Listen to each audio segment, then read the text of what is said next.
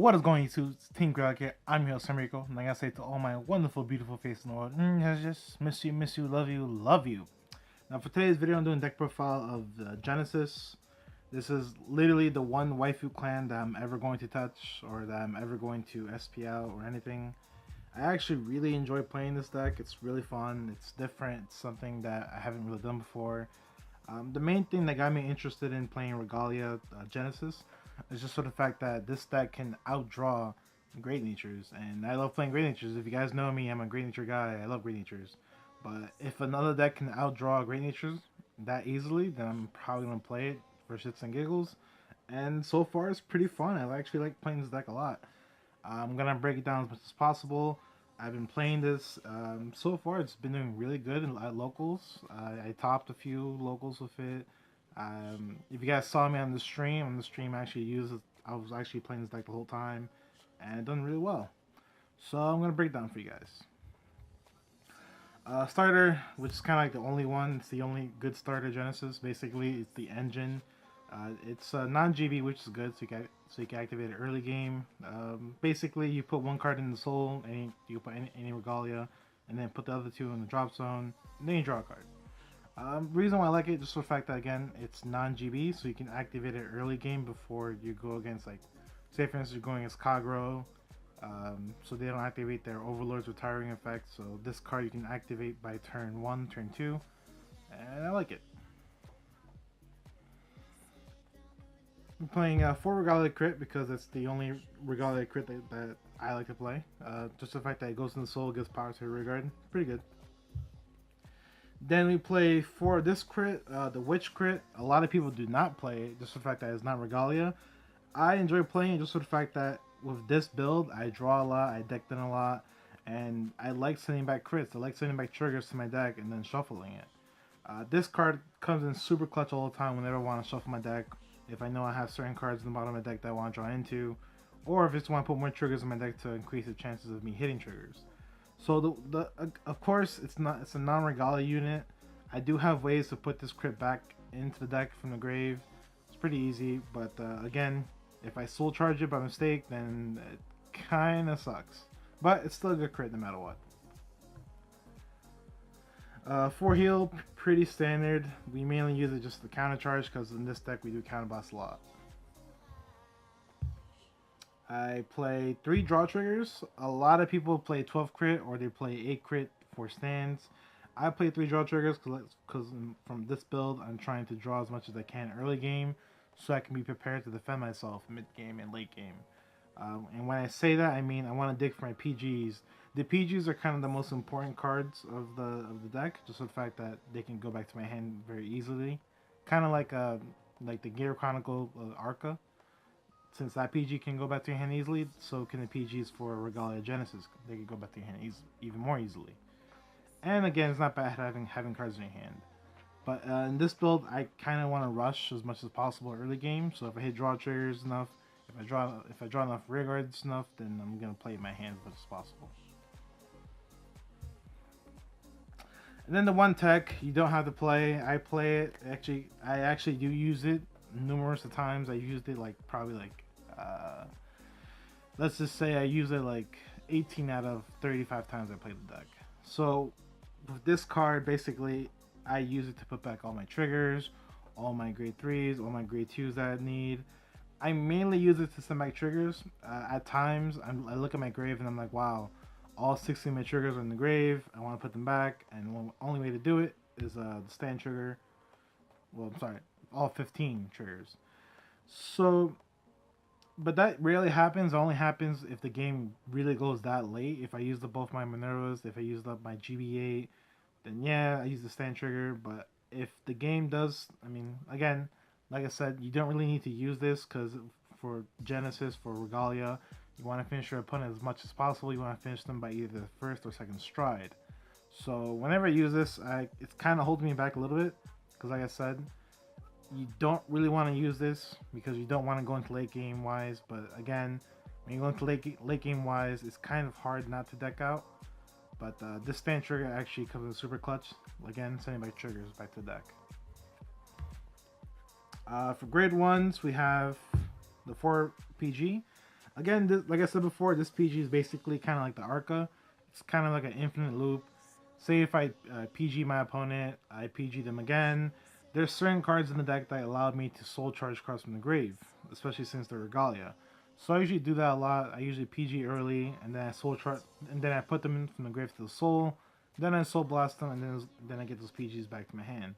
If not, sometimes at times I do send my PGs from the grave back to the deck. It's really not that hard in this build, but with these PGs, they're just kind of like an infinite wall. So play 4 Stratasys again. For this build, I do rush my opponent, so whenever I draw into these, and if I have the grade 3, I just call them all on board, tack, and deck thinning is also deck winning. But mainly for the fact that I want to put as many grade 3s in my grave as much as possible, because again, this is Regalia, I do soul charge a lot from my grave to the soul, so. Playing 3 of the new Regalia, the one that allows you to send back 3 units from the grave to the bottom of your deck. They have to be different name Regalia, and it can't be the same name as her. And then you draw a card, and then another unit on your field gets +3. So it's decent wise because it helps you not deck out. But the main reason why I play is just the fact that it's a main phase skill. I can activate in the main phase, and it's a +1 no matter what every turn. So I like it. Also, it's non-GB, so I can also activate it on my turn 3 play. So it's flexible. It's a card that helps me not deck out, and also it's a card that helps me get a +1 every turn. Also, it gets +3k, so pretty good. This old card, a lot of people do not play. A lot of people actually don't like this one. I like it just for the fact that it soul charges at the end of the effect. It's basically the same. It's basically the same concept as this one, except this one only activates in the end phase. In the end phase, I can send back any 3 Regalia units to the bottom of my deck. It doesn't matter if they're the same. I do draw a card, but I also soul charge a card. So it's a +1 to my hand, and then a +1 to the soul. Again, it's not a main phase skill. It's an end phase skill. That's the reason why a lot of people do not like it. I like it again, just the fact that I do get a +1 and I also get a +1 into my soul. So it does come in handy. I usually want to have at least 1 of her in the field. Having 2 of her in the field is kind of a little bit too much. But I always want to have at least 1 in the field.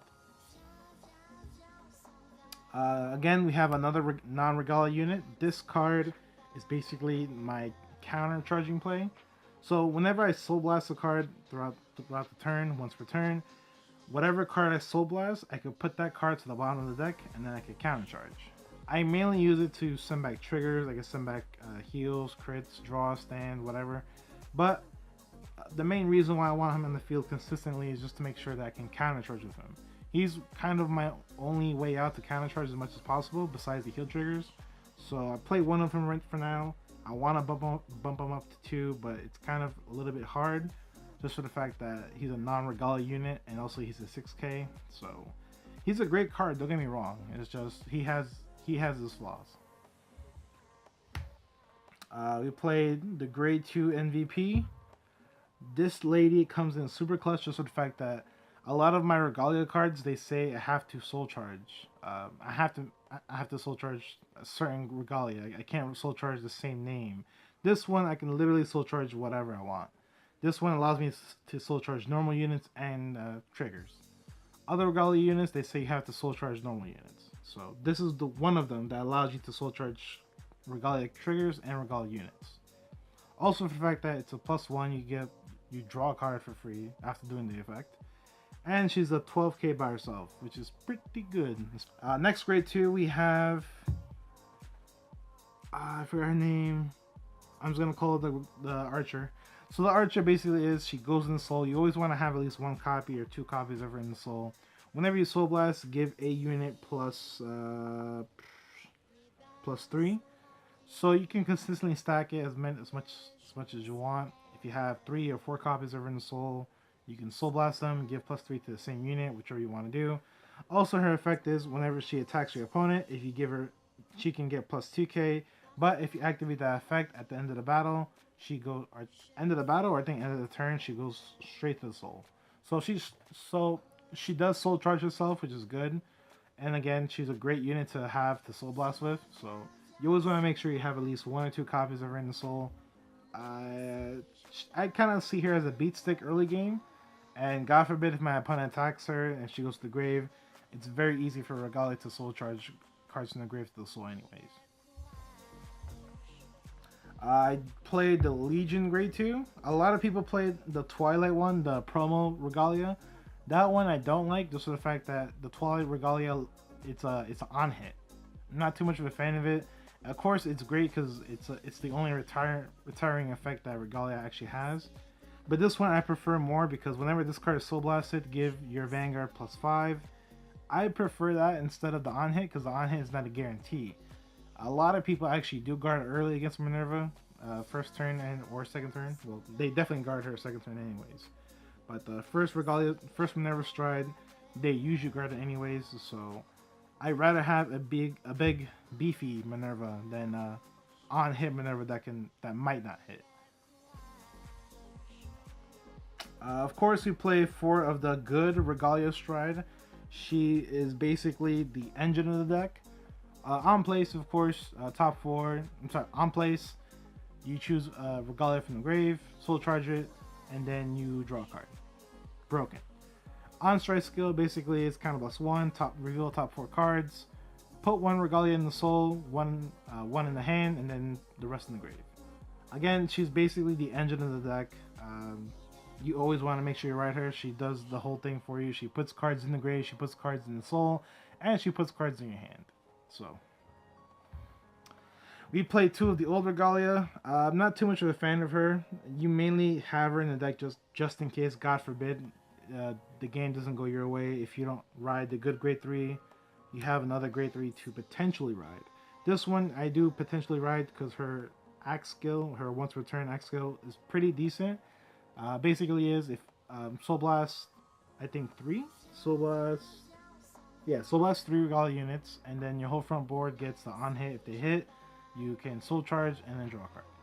So it's a +1. I like it, but again, not too much of a fan of it because it's a Vanguard skill only. I wish this card was a Rearguard and Vanguard skill, but unfortunately it's only Vanguard skill. And then last grade 3, we play the common. Basically is whenever we stride with this, goes to the grave first, then goes in the soul. If you stride into a Regalia unit, give your Vanguard +10, and it goes straight to the soul. So it's a free Soul Charge and +10 to your Vanguard. G guards, we have Iris. A lot of people play 2 of it. I played 3. I don't really see a point in playing 2, just for the fact that there's other G guards that I would like to play preferably than her. But if I can activate her once in any game, then it's perfectly fine. She already did her job. Then we have this G guard. This G guard basically is I can choose one of my rear guards, and if I have the same copy of that rear guard in my soul, this gets +10. So it's a 36 hit guard. It's not easy to activate, depending on how I control my hand, control my soul, control my grave, control my field. But the problem with my G guards is for the fact that at times I don't have a grave. I don't have a grave to either Soul Charge with. I don't have anything to, like, it's really difficult at times because, again, with the grade 1s that I'm playing in this build, it's kind of difficult to always have a grave in mind, especially for the fact that a lot of Regalia units, their effects only targets normal Regalia units. They don't target triggers at all. So with her, again, she's a 10k basically, and she comes a super clutch, especially when I don't have a grave. Of course, we play the Fighters G guard. This one basically just flips, and I can put any cards from my grave to the bottom of my deck. Has to be the same grade and as much of them as possible. If I put, let's say for instance, I put 10 grade 1s to the bottom of my deck, she gains +5 for each one, so then she'll be a huge number. So then she'll be a 60, yeah, she will be a 66k guard.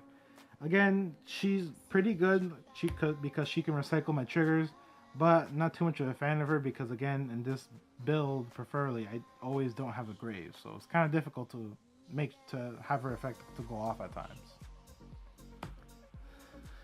This G-Guard is the MVP. I usually go into her. It's not that hard. if I soul charge 4 Regalia units, they had to be different grades, different names, all that stuff. If I soul charge 4 of them, she gets plus 10, but she already gets a plus 5 just by soul charging any Regalia units at all. So she's a 41k by herself, big number, and she helps me soul charge cards from the grave to the soul. Again, like I said before, in this build, it's really difficult to always have cards in the grave because I'm always soul charging them into my soul, or I'm just sending them back to the deck.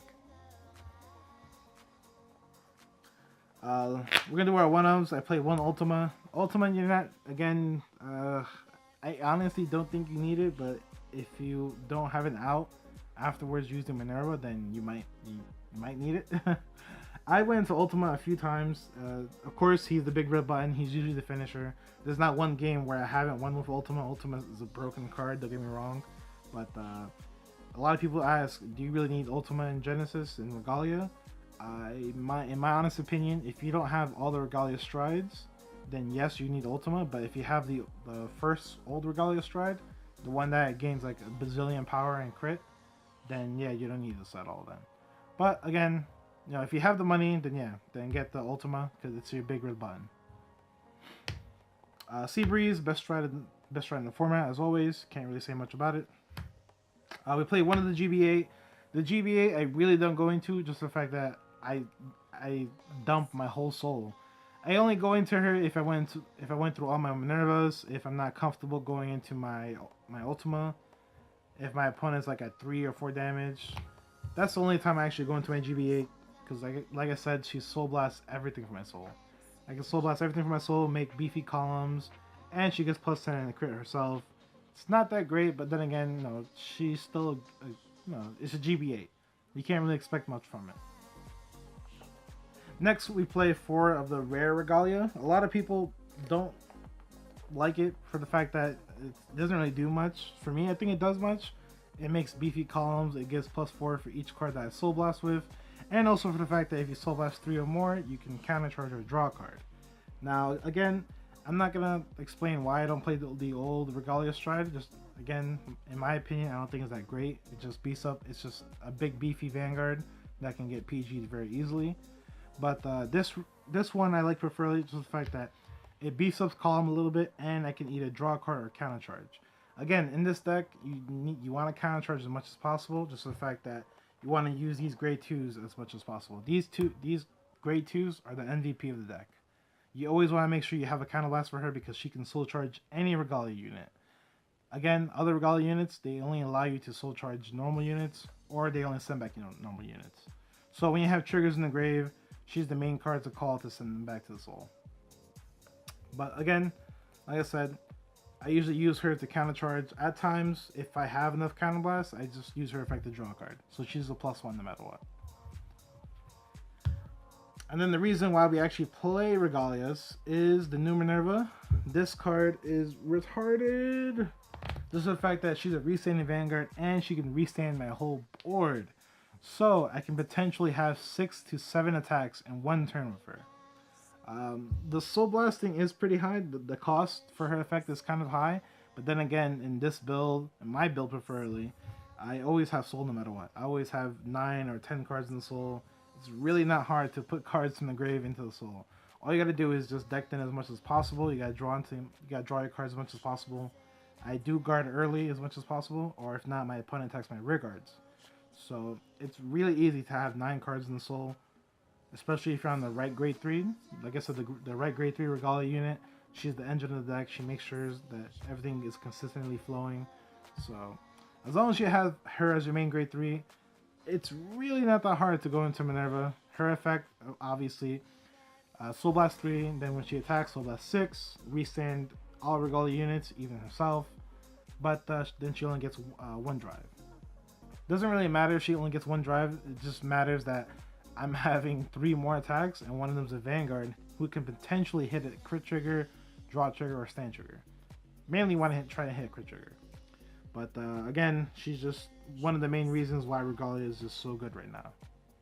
Alright guys, so that's my Regalia deck profile. This is like my one and only waifu deck that I'm gonna SP out, that I'm gonna play. I really do have fun playing this deck. A lot of people do underestimate Regalia. I think it's a great deck.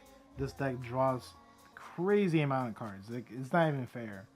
Again, the main reason why I love playing this deck is just the fact that this deck outdraws Great Natures by 10 to 1. So, if you guys can, try to pick it up. The deck is super cheap. It's really not that expensive. The only expensive card in this deck is probably the old Regalia Stride, or if you're trying to get an Ultima. Everything else in this deck is just dumb cheap. You don't have to spend more than like $60 or $80 on this. I did because they're SP'd out anyways. But that's because I have a problem anyways. So yeah, if you guys like this video, please hit that like button. If you guys have any comments about the deck, if you guys have any questions, please comment down below. I will answer them as soon as I can. And as always, guys, may the crit trigger forever be in your favor. Deuces.